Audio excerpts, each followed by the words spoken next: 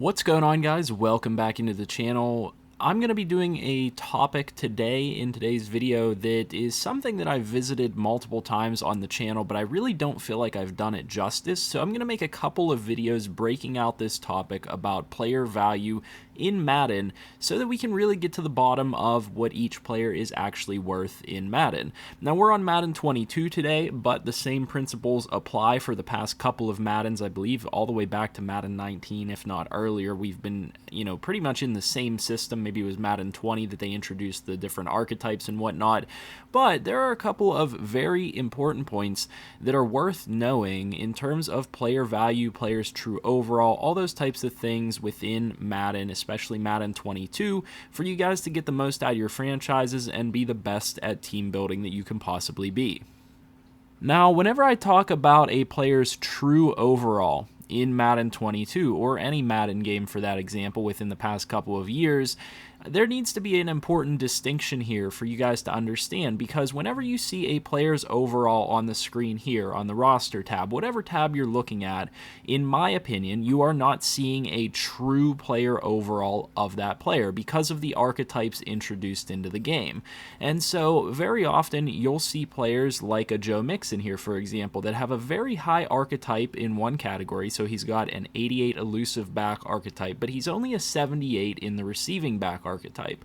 So what I've been saying for a while, and what I really want to get down to, positionally and things like that, is breaking down what the true overall of these players actually is, and which archetypes are actually influencing a player's true overall, and how to determine that true overall on your own and establish a player's value outside of what Madden is telling you. The reason for this is that you have to take the overall given to you by Madden, in my opinion, with a grain of salt, because they're going to tell you that Joe Mixon is an 88 overall elusive back. He's going to sign contracts at a value of an 88 overall running back.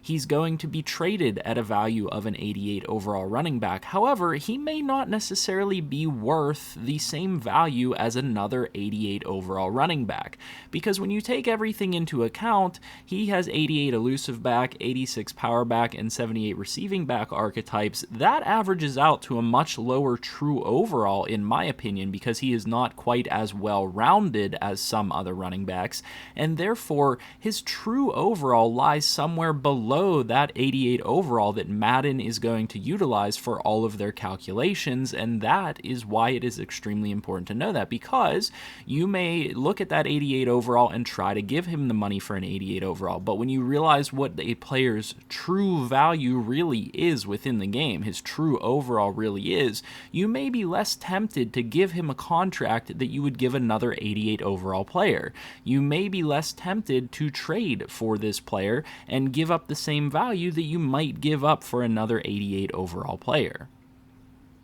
For a quick reference here, I want to compare two 88 overall running backs. We're going to compare Joe Mixon and Ezekiel Elliott here on this roster. They're both sitting at an 88 overall. However, Ezekiel Elliott may be worth substantially less than Joe Mixon. Now, you might say, how can that be? They're almost the same exact age. They're the same overall. They both have superstar or X Factor. And in fact, Ezekiel Elliott has X Factor. Well, when we take a look at their ratings, you will see that Joe Mixon is an 88 in the elusive back archetype, an 86 power back, and a 78 receiving back, which is actually really good for a running back. There are not many running backs that are that balanced in all of their archetypes. We can even go up as far as a player like Christian McCaffrey or a player like Derrick Henry, and you will see that their archetypes aren't quite as balanced. You'll see that 98 in that power back category, but only a 72 in the receiving back category. So what I'm saying here is that you're going to see that we have a very balanced running back here in Joe Mixon. He is very balanced between all of his archetypes. They're actually relatively close for that position. However, when we compare that 88, 86, and 78 with Ezekiel Elliott, you will then see that he is at an 88, 83, and 78. And how is that possible? How are they the same overall, but Ezekiel Elliott is lagging behind significantly in one of those archetypes?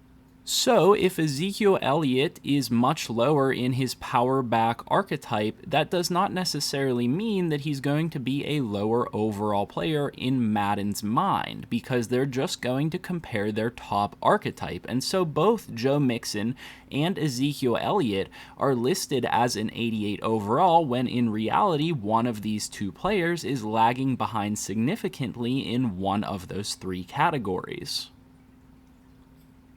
So, I hope that that helps to make it clear why I think it is important to establish your own true overall for a player whenever looking at them in Madden, because the game is going to rate these players the same. They're going to negotiate contracts as 88 overall players. They're going to be traded at 88 overall running back value. I think that it is actually incredibly misleading for Madden to have these grades labeled as an overall grade for the player, because in reality, this is not an overall grade for this player. If we were taking in this player's full skill set to develop an overall rating of their skill set, then we would be coming out to something more of an average between the three archetypes. What this column is, whenever you see a player's overall grade, is you are really seeing their true top archetype grade. That is all that this is. It is not a true overall grade for that player. So let's then say that we're going to develop our own true overall for this player. This is what would come out to be this player's overall in previous Maddens, back whenever they didn't have the multiple player archetypes per position. A player had one overall grade, and all of their skills were brought together into that one overall grade.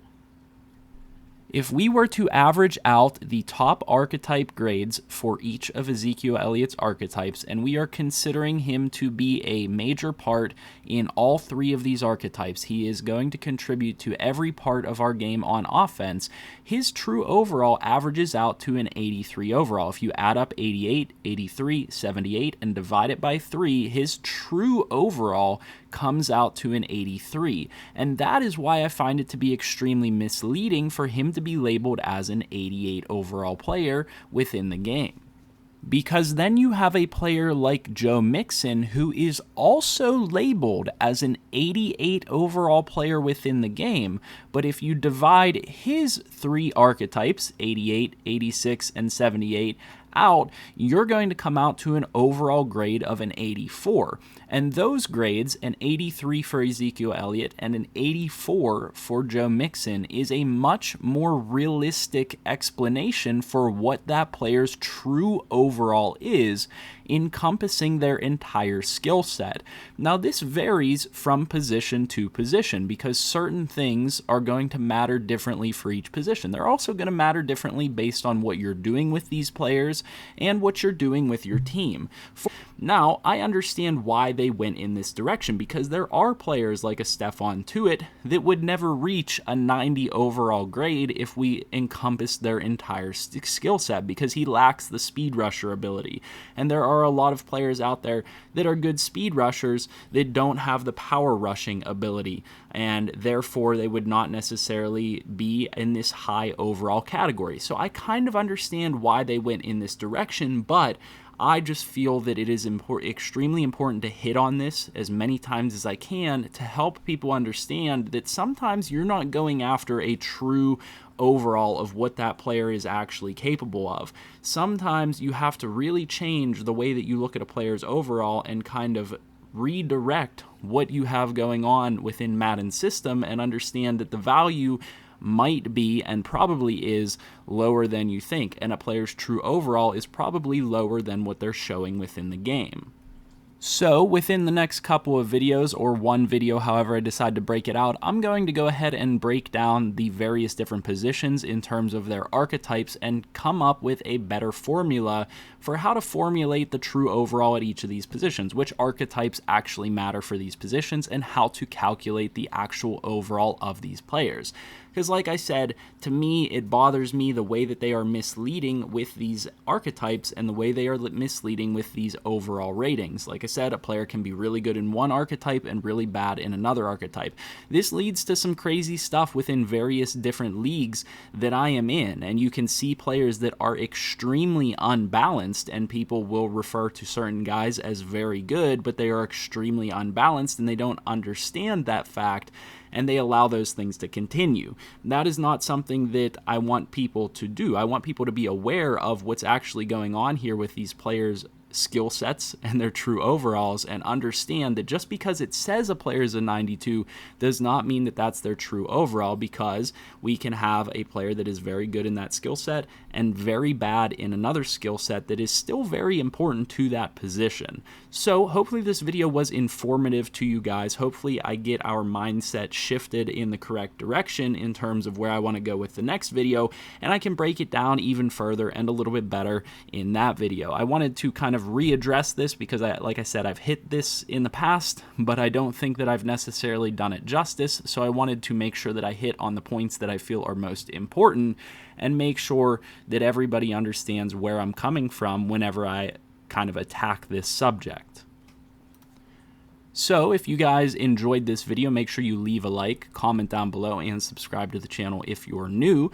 I want to hear your comments down in the comments section below. I want to see your comments, rather. I want to see what you guys think. Do you guys agree that the overall rating that they give is not a true overall of the players? Do you care? You know, how do you factor in a player's true overall? Like I said, we'll talk about this more in the next video, but this is an extremely important subject to me because I always value players differently than it seems like a lot of other Madden players do, because they seem to just look at that number that Madden gives you, that 91, 95, 96, and they just take it at face value for what Madden is telling them. I don't necessarily do that, and I don't want you guys to do that either, because you're doing yourself a disservice if that's the way you're approaching it. So, like I said, leave that feedback on the video. I'll see you in the next one, and I hope you have a good one.